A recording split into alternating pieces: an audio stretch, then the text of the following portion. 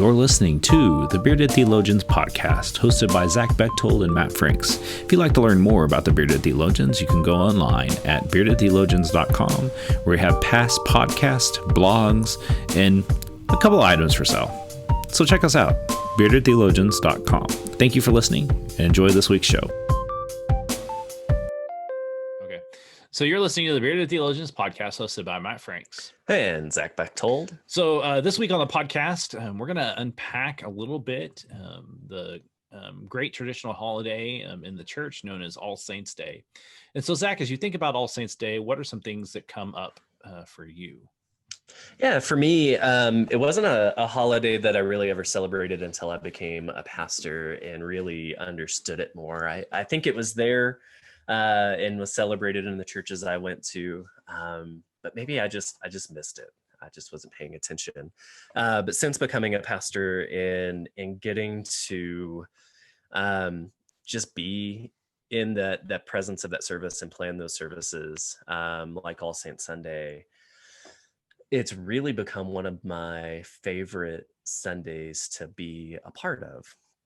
And it always, and I think it's because it always causes me to pause for a moment and reflect upon the people, at least in the last year, if not my lifetime, who have passed on into sainthood, who have made an impact on my life.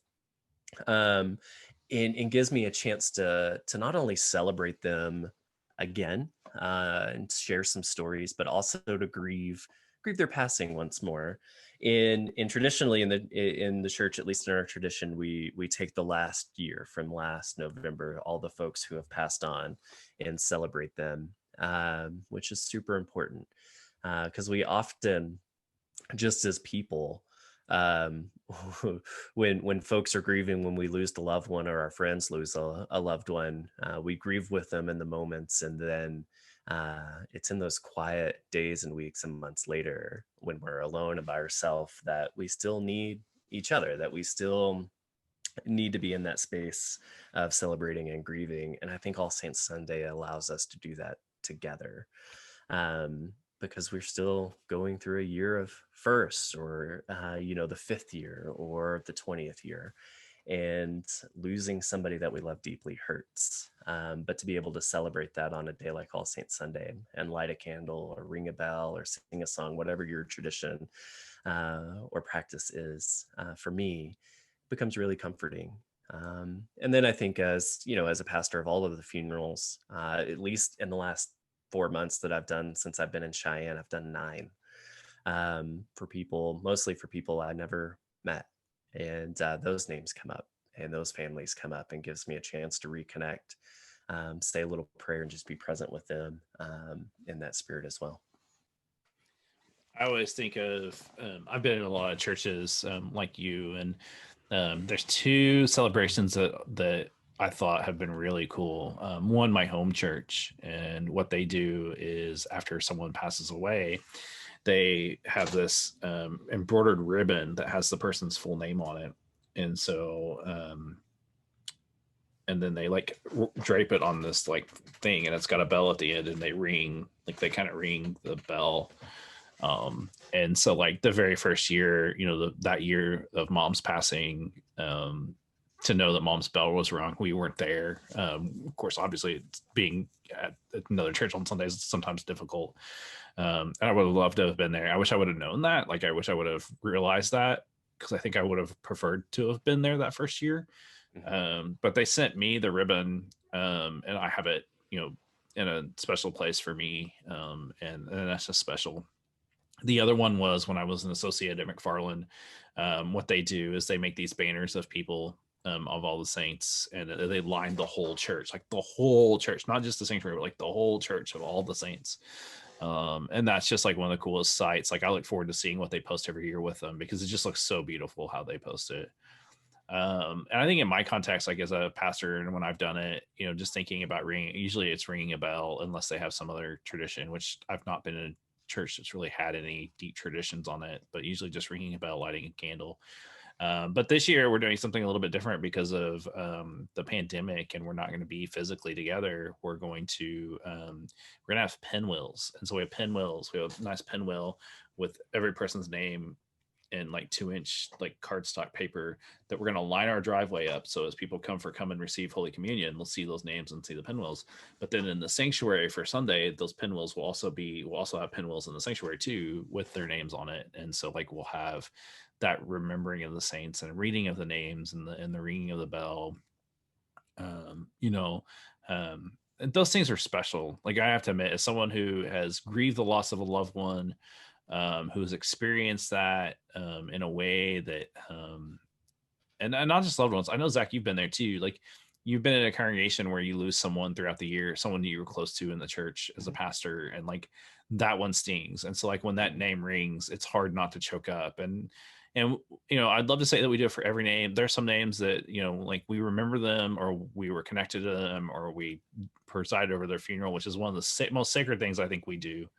But then there's those names and those people that when we read them, we like, it chokes us up. And I think this year that's going to be, I mean, we've had several, and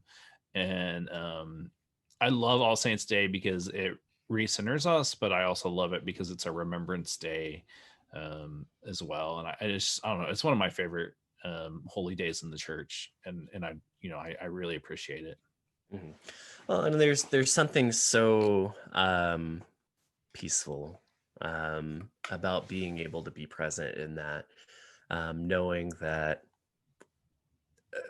we've all at some point in our life we've lost somebody that we love, and that's something that we can agree upon and be present with each other with, regardless of anything else.